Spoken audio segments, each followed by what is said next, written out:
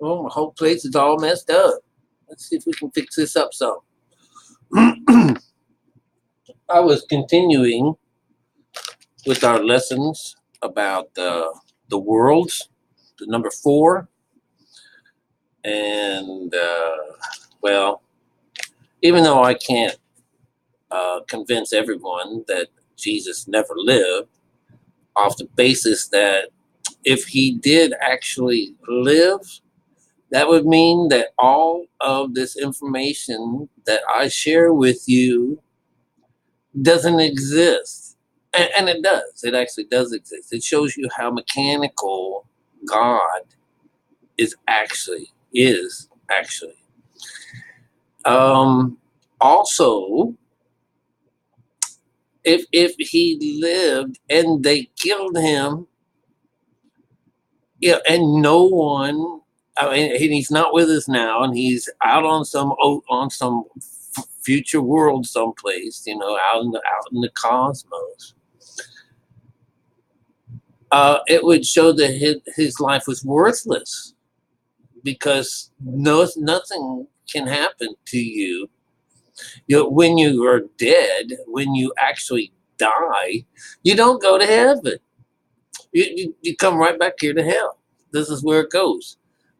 His life is based on your life. His life is to live for a little while, grow his hair, have some fun, and then become this Son of God. And the Son of God that comes in the midst is you, returning, coming back to yourself, coming back to Father, coming back and making yourself one.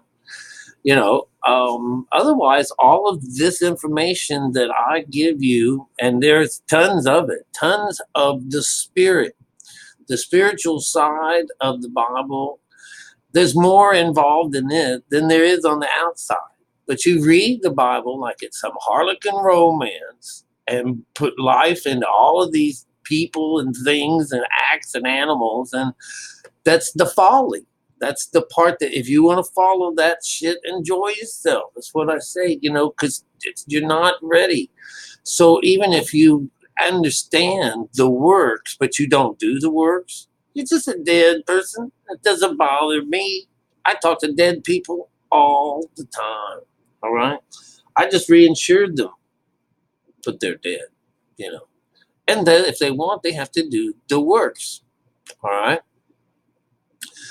Now, all this stuff that's behind me is about, well, the worlds, about four. Going from a Western way of thinking, which is the outside world, like Nebuchadnezzar. In one of the stories, Nebuchadnezzar makes an idol, a golden idol. All right.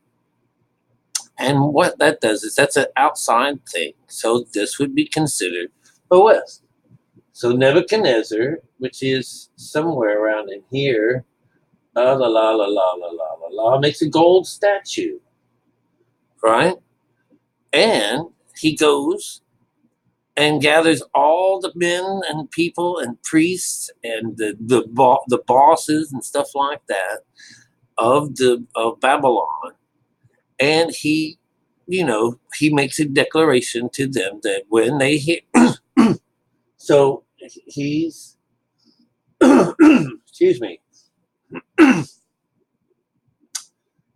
he makes a golden statue and he calls in all the captains, which is the northern parts of us. This is how it works out. And when you hear the sound is the body itself. So when you hear the sound, you're supposed to drop down and worship this outside thing.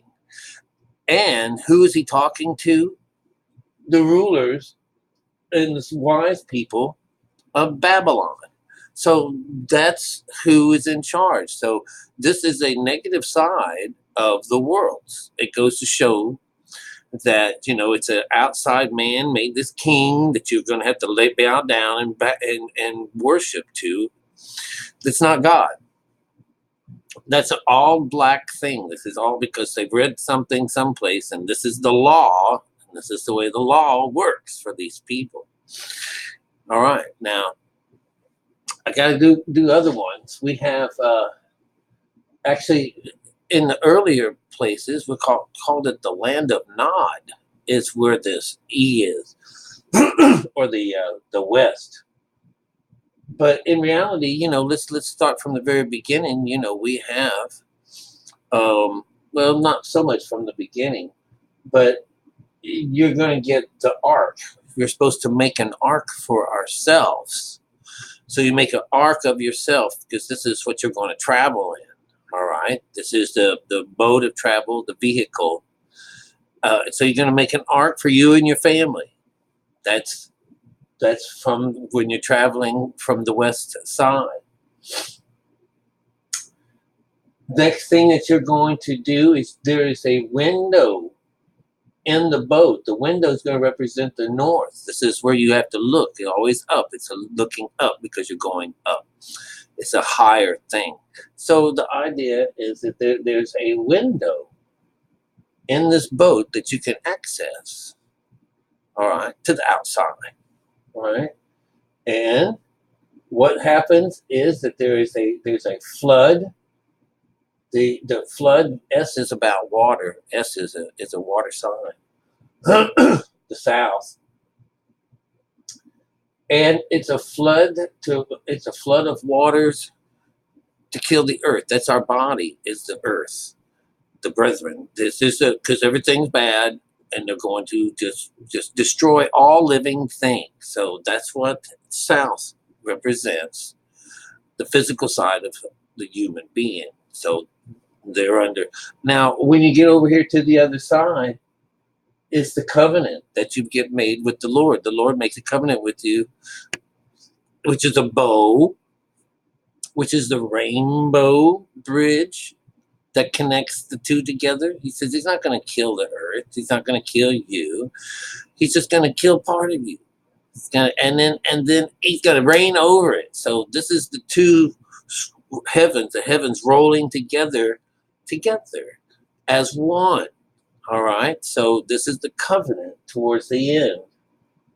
All right.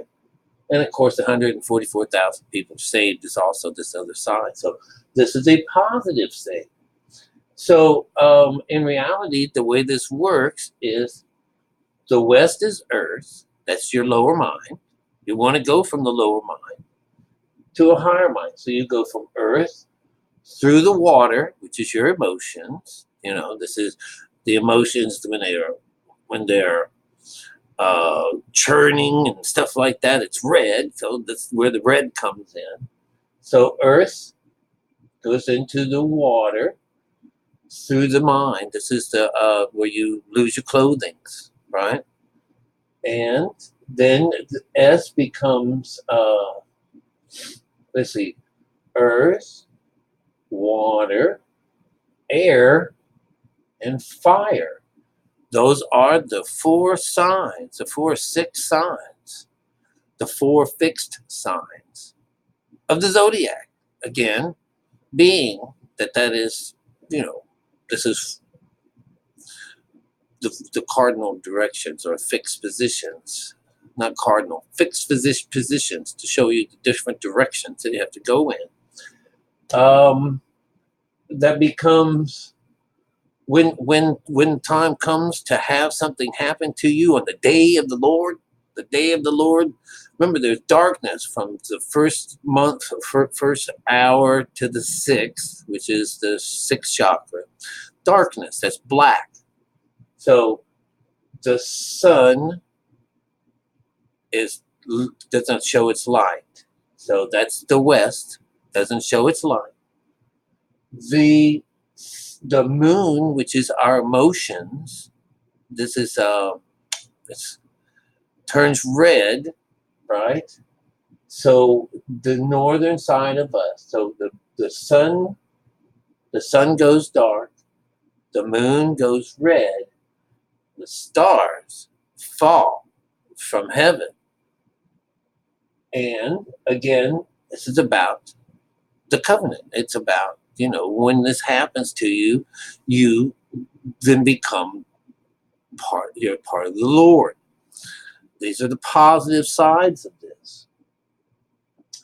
Down here in Old Testament, we have you rent your clothes. All right. This is the idea that this is what they do. They rent their clothes. They cover themselves with sackcloth, which is when the moon turns sackcloth, and then they cover themselves with ashes. That's the body, because the body becomes the sacrifice in this. All right. It's always these three before you get to the end here. So there's an outside way that these people, the Jewish people, honor something terrible that goes on in their lives. And what they do is they rent their clothing and they put on the sackcloth, which is some kind of a hairy clothing, made out of goat's wood, out of goat hair. And they cover themselves with ashes. This is an outside approach to something that's supposed to go on the inside. And it has to do with your emotions. It has to do with this. It doesn't mean have any physical thing to do with you whatsoever.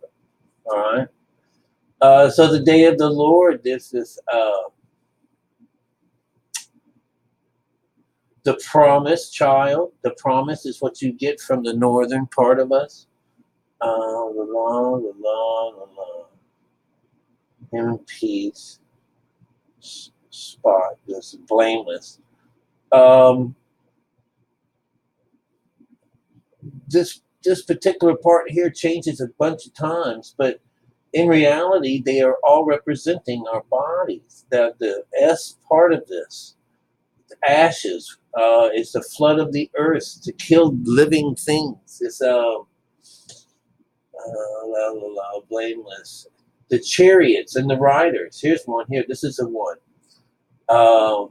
It's going to destroy kingdoms, which is what's on the outside of us. It's going to it's strengthening.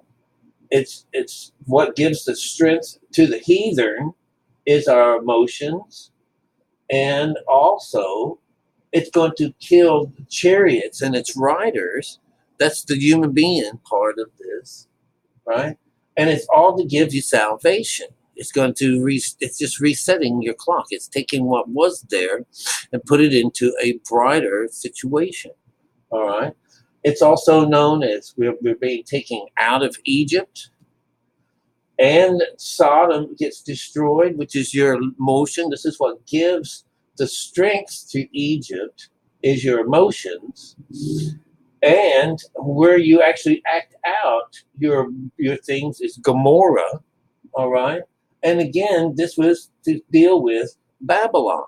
This is about when the Jewish people are taken into bondage.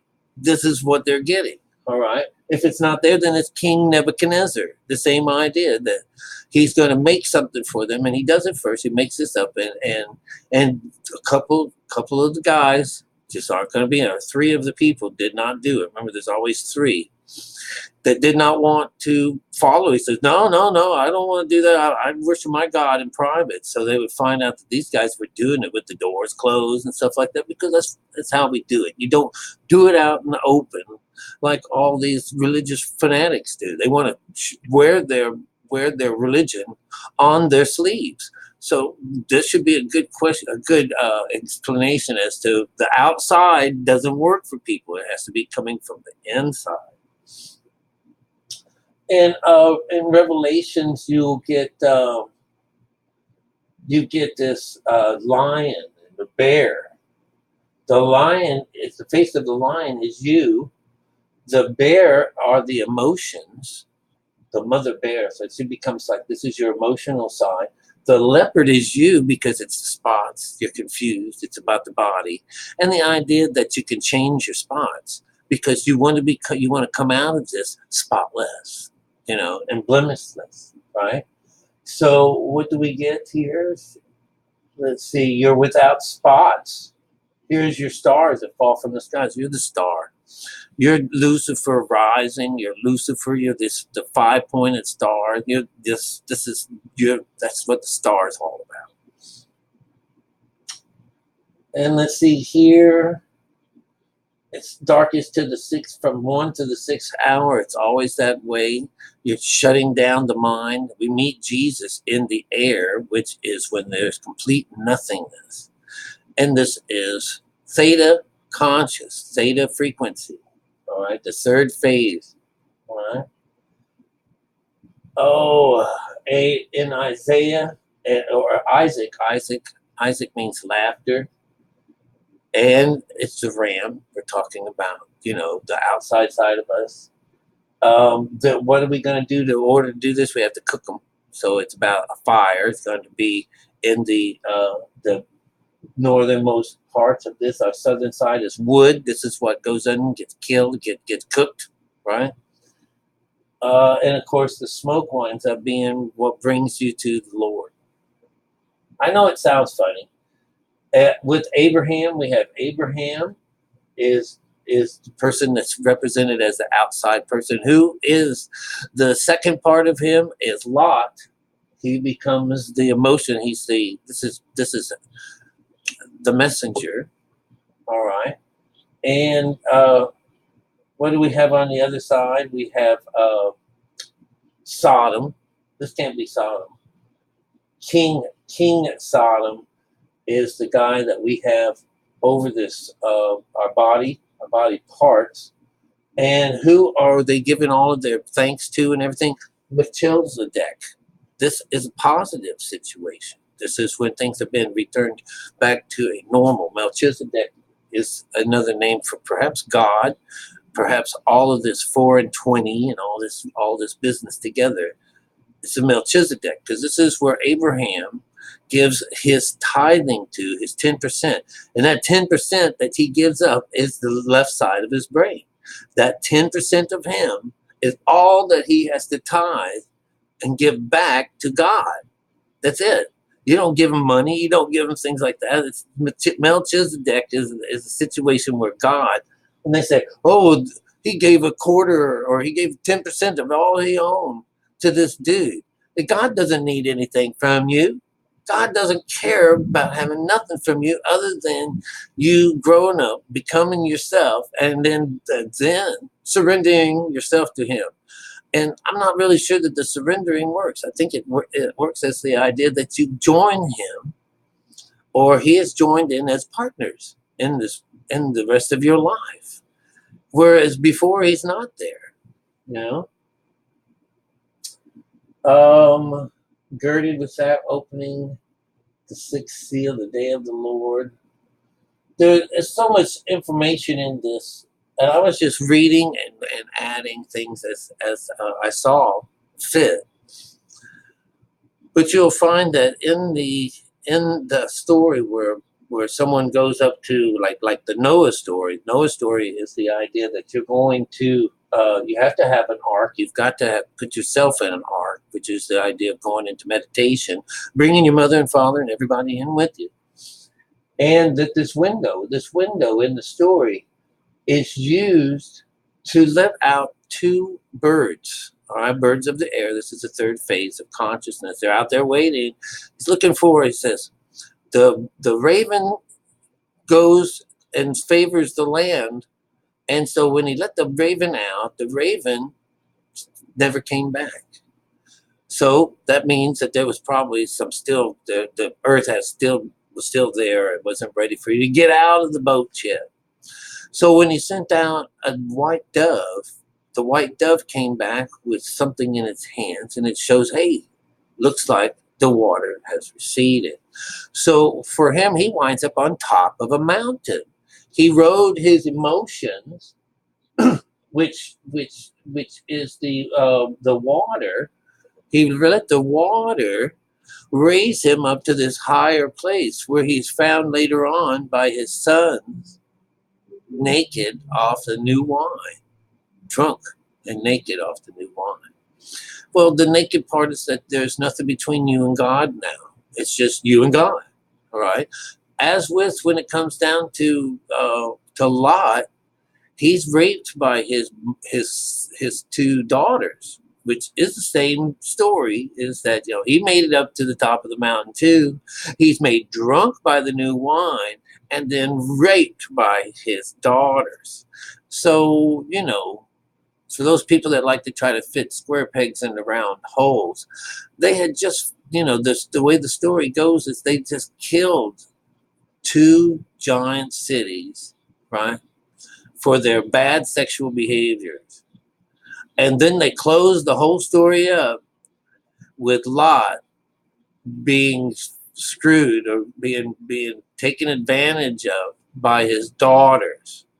And no, it's just not, you just, oh yeah, oh well, they thought they were the only people left on earth and they were going to have to repopulate it. Oh yeah, it was all on their heads. It was, oh yeah, we would have nobody today if this family didn't stick together, so to speak. But anyways, I just kind of just when people talk about wisdom, when they talk about, and this is where I was trying to get at in my last story about the Siddhartha, he goes through it goes through some extent where it comes to when someone is trying to tell you these stories, the spiritual sides of the Bible and other things, they just sound so simple. And it just doesn't, it seems like, no, that can't be, no, it can't be. But in reality, that's what it is. It is made so simple that people have to overdo it. Like my friend Birdie Bird here. She's, oh, these people have to exist. No, you don't. You don't have to. None of these people have to exist. Why is it that you believe that he would exist or Jesus would exist over Krishna or Buddha or Jainism, or however you want to go about saying that? The only people that have been real in these stories have been Muhammad. He's the only real person in all of these stories. This four that we're looking at now is Brahma. This is in when it comes down to the four-headed man, the four-faced man, that's four different directions, and they are in charge of your world. They hold back the winds, north, east, south, and west winds, so that it doesn't blow on you, doesn't blow on any tree, he holds them back to keep it from happening. But when the world is fixed so that they unleash these four angels to do their business on you, they come out, those are the ones that pour the wrath out on the three. They were given the ability to destroy three of you.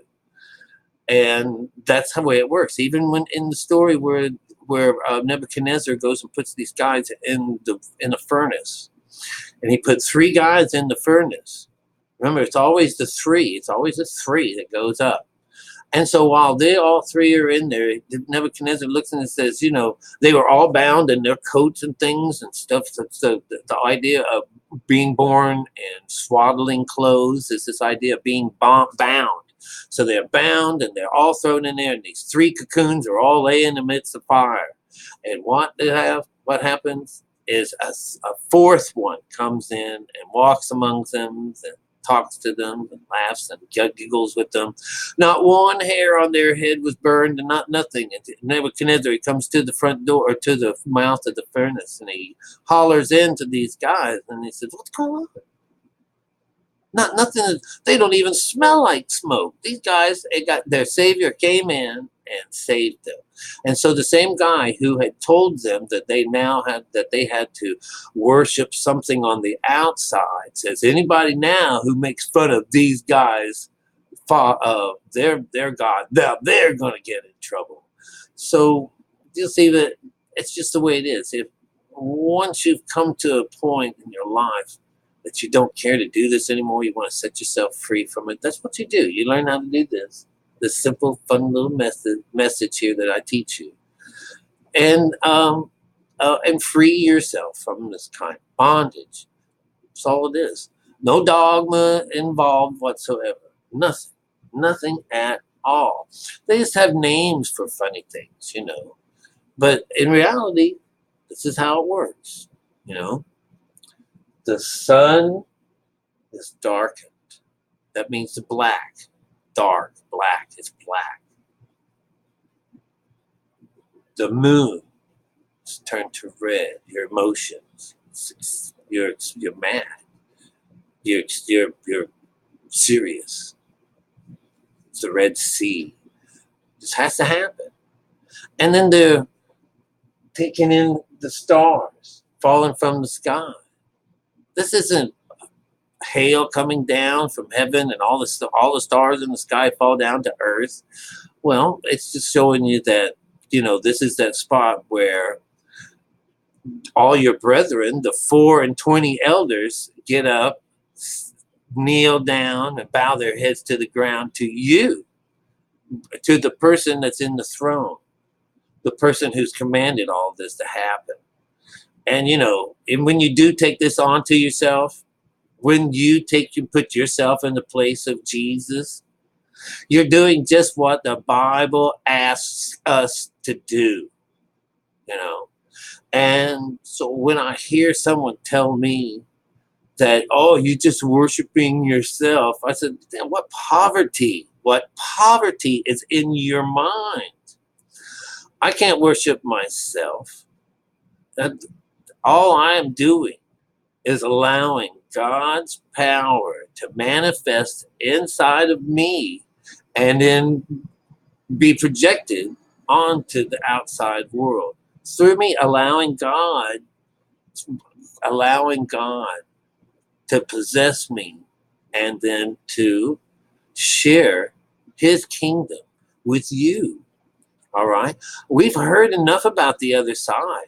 You can talk till you're blue in the face, thousands of millions of hours and hours of reading the Bible as the Bible is and all the new Bibles. There's tons of that, tons and tons of that confusing crap, garbage, dogma.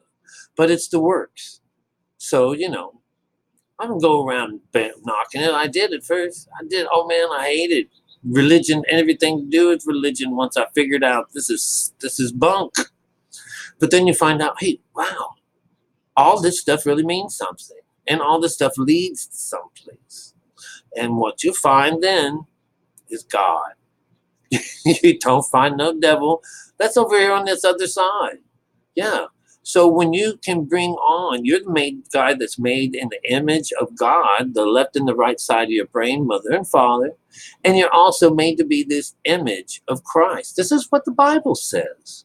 And if you can't believe in that, and if you can't trust in the Word of God, then that's a sad thing. It's a sad thing. It means you're stuck in the folly, and it'll take a whole nother lifetime. Even if you are understanding what I'm saying, all right? Well, to tell you the truth, the fact that you're not understanding, that that you still have connections and ties to this live person, this live idea, then it shows that you're not understanding it. You don't have it in your heart. And so when it comes down to sowing the seeds, you, my friends, who believe in the outside, the strange woman, if you believe in religion over the spiritual side of the Bible, which is what they're saying in this, that you're a dead person and that you're living in a folly, and that even to this day that this veil has not been lifted for you, and it won't be lifted for you until you put the works in. And the works are what's inside of our body, going through the motions. All right. And you know, poverty, what poverty you have in believing this outside world. All right. But my goodness, you're not alone. And so, if you choose to keep it up, then, it ain't going to hurt me none. It only hurts you, But I got more things to teach you and show you. But this is how it works. The the raven, the two ravens are representing the two sides of our mind. Remember, this whole thing is about you, God's creation. Number two, the higher and lower consciousness that are trapped in your body. And so the one is the black. The raven goes to the left, goes to the side that likes the land. It's something that just loves the darker side. It's black. It's raven. So it represents the left side of the brain. And the white guy who tells him everything's cool and returns is the good guy. He's the good side. It's heaven. It's heaven. So that's what you get. You get earth, and you get the emotions, you get the body parts itself, and over here you get heaven. That's what you get. Heaven opens up for those people. And the sky, if you can remember the idea of the heavens opened up and rained on people, it's the rain. It's coming from here. The heavens opened up and the rains fell down on earth, which is the body, and it brings about a cleansing. And for you guys that are stuck to the outside of the Bible, when they say the things like, as in the days of Noah, right? Well, if you can imagine, it doesn't take much for you to understand this, that God only saved Moses or Noah and his family. That's it. He didn't come after their neighbors. He didn't come after someone down the road or in another city or another part of the earth. He just came to save one man and his family. So when you hear, as in the days of Noah, so will be the coming of our Lord. He's only going to come to one man and his family. And the rest of you stay dead. All right? That's how it works. It only comes to one person at a time. All right. So, hope you got something out of this. All right? I love you guys. I ain't going to tell you no shit here. I might get something mixed up or a little thrown out of shot.